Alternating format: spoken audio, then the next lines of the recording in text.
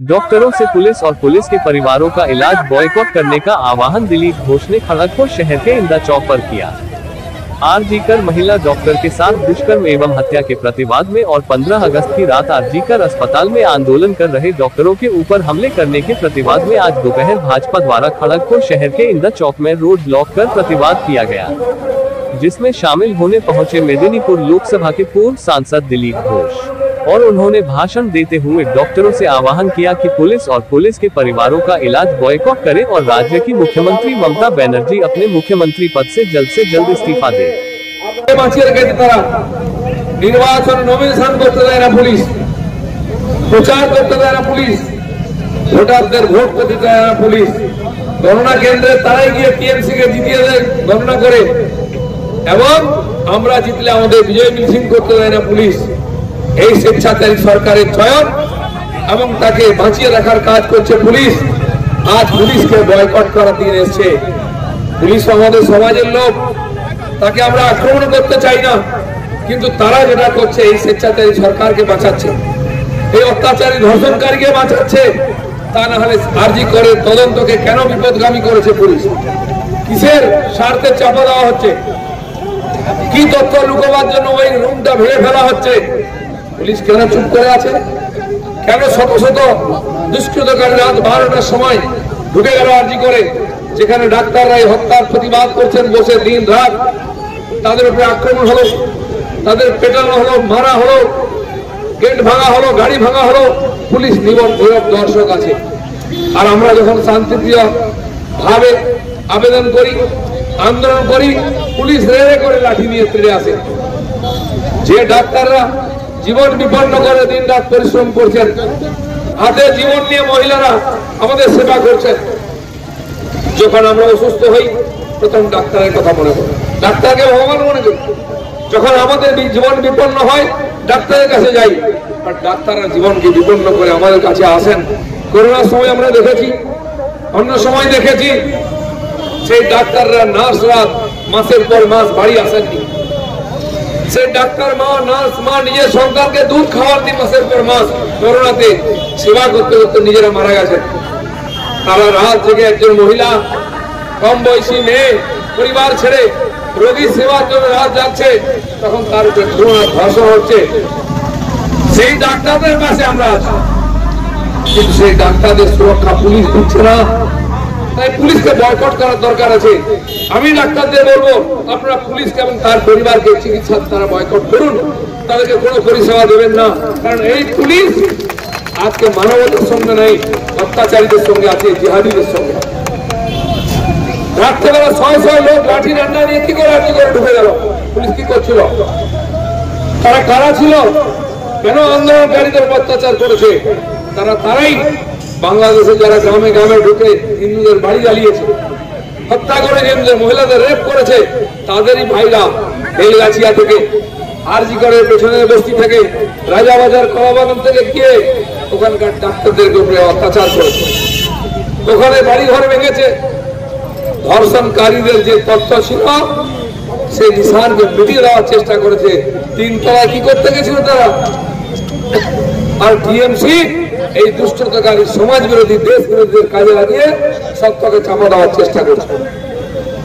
যারা ধর্ষণ রেপ করেছে, যারা হত্যা করেছে, তারা যতটা দোষী, এই টিএমসি সরকার, মন্ত্রী, মুখ্যমন্ত্রী কতটা দোষী, এই পুলিশ কতটা দোষী, এবং এই দুষ্টতাকারী রাত্রেবেলা যারা আক্রমণ করলো তারাও সমান দোষী। এবং এই যে ঘটনা ঘটেছে, একজন মহিলা ডাক্তারের হত্যা বা রেপ নয়, এ তো রোজ হয়। এ তো হিংসা হইলে এই ঘটনার পিছনে লম্বা ইতিহাস আছে। সেটাকে চাপা দেওয়ার জন্য প্রথম থেকে পুলিশ নেতা বারবার বিপদগামী করার চেষ্টা করেছেন। আর ওই কলেজের প্রিন্সিপাল, যাকে ওখান থেকে সরিয়ে দিয়ে অন্য কলেজে পাঠানো হয়েছে, সবচেয়ে বড় ক্রিমিনাল হচ্ছে ওই সঞ্জীব ঘোষ। প্রথম সিবিআই ওকে অ্যারেস্ট করে জেরা করা উচিত, কারণ এর পিছনে বিরাট দুর্নীতি জড়িয়ে আছে। আর সেই দুর্নীতির মাথা ওই সঞ্জীব ঘোষ। আরজি করে কোটি কোটি টাকার ওষুধ লুট হয়, বিক্রি হয়। সেই ওষুধ বাংলাদেশ পর্যন্ত যায়। এবং বছরের পর বছর 600 কোটি টাকা দুর্নীতি চলছে। বহু নার্স, ডাক্তার, নেতা ওর সঙ্গে যুক্ত আছেন। এমনকি এই মেয়েটিকেও তার সঙ্গে যুক্ত করার চেষ্টা হয়েছিল, তিনি রাজি হননি। তাকে ধমকি দেওয়া হয়, তাকে পরীক্ষায় ফেল করানোর চেষ্টা হয়, যেটা সুশান্ত সেনের মেয়ের সঙ্গে হয়েছে। সুশান্ত বাবু সেই সত্য স্বীকার করেছেন, তার চাকরি গেছে। সুশান্ত বাবুর মেয়েকেও,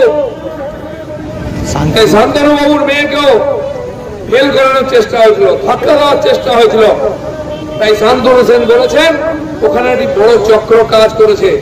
উনি বিস্তৃত বলার আগে ওনাকে সরানো হয়েছে, তার মুখ বন্ধ করা হয়েছে। শান্তনু সেন ইঙ্গিত দিয়েছেন মাত্র, তাতেই তাকে বলি দেওয়া হয়েছে।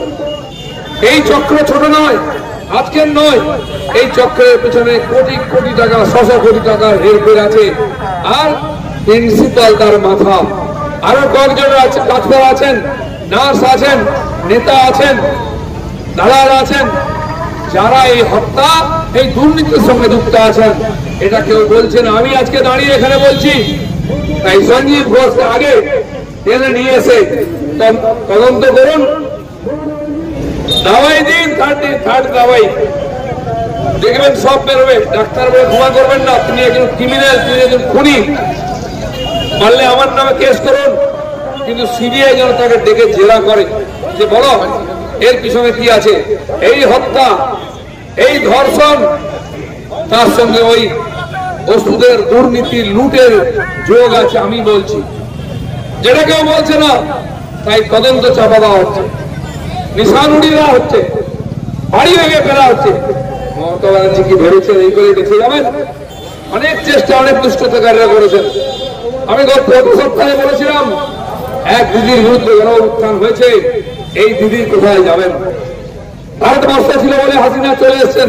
আমরা মানবতার সঙ্গে থাকি, সারা বিশ্বের সমস্ত উৎপীড়িতদের জায়গা দিয়েছে। তিব্বতী হোক, শ্রীলঙ্কার তামিল হোক, বাংলাদেশের প্রধানমন্ত্রী হন, বা পার্সি হোক, আফগানিস্তানের হিন্দু শেখ ভাইরা হন, সবাইকে দিয়েছে। মমতা ব্যানার্জিকে তাড়িয়ে এখান থেকে, এখানকার লোক যে উত্থান শুরু হয়েছে, গণ আন্দোলন আমার মনে হয় চলতে আরম্ভ করেছে। তার সিংহাসন তিনি বলেও দিয়েছেন, আমাকে তাড়াবার চক্রান্ত চলছে। আজ হোক কাল হোক, আপনার কপালে সেটাই লেখা আছে। কিন্তু তারপরে কি হবে? আপনি কোথায় যাবেন? আপনি কি বাংলাদেশে যাবেন, পাকিস্তানে যাবেন, কোথায় কোথায় তাদের সঙ্গে থাকেন? কিন্তু বাংলাদেশে যদি যান, আপনি তো হিন্দু, আপনি নিজেকে হিন্দু মানুন আর না মানুন, আপনি কিন্তু ওদের চোখে হিন্দু, জিহাদিদের চোখে, তাহলে তারা তো আপনাকে ওই সমস্ত ওই রকম করবে। ওখানকার হিন্দু নেতাদের যেমন পায়ে দড়ি বেঁধে রাস্তায় টানতে টানতে নিয়ে যাচ্ছে মরা কুকুরের মতো, যেমন ব্রিজ থেকে পায়ে দড়ি বেঁধে ঝুলিয়ে দিয়েছে, আপনার সঙ্গে সেরকম করবে না তো? ভাবুন কোথায় যাবেন, কি পরিস্থিতির শিকার হবেন। এই কথা বললে অনেকে বলবে উত্তেজনা ছড়াচ্ছে, কারণ পশ্চিমবাংলায় উত্তেজনা কম আছে। যেখানে বাড়ির মহিলারা রাত যাচ্ছেন, বাড়ি ছেড়ে এসে রাত্রিবেলা দখল করে বসে আছেন, রাত 12টার সময় শঙ্করধ্বনি করছেন, মোবাইলের লাইট জ্বালাচ্ছেন, রাস্তা অবরোধ করছেন, এর চেয়ে খারাপ কি হবে? আপনি ভাবুন, বিবেকের ডাক শুনুন। মমতা ব্যানার্জি এবং তার পার্টির নেতারা আপনাদের জন্য দেওয়ালের লিখন আছে, পড়ুন। এরকম বহু স্বৈরাচারী শাসক পৃথিবীর ইতিহাসে চলে গেছে, তাদের কথা কেউ মনে রাখেনি। তাই এখনো সময় আছে। একটি মেয়ের জীবন নিয়ে খালি আন্দোলন নয়, পশ্চিমবাংলার বর্তমান আইন ব্যবস্থার আইন কানুন কোথায় গেছে, আরজি তার প্রমাণ। একাধিক ঘটনা ঘটেছে।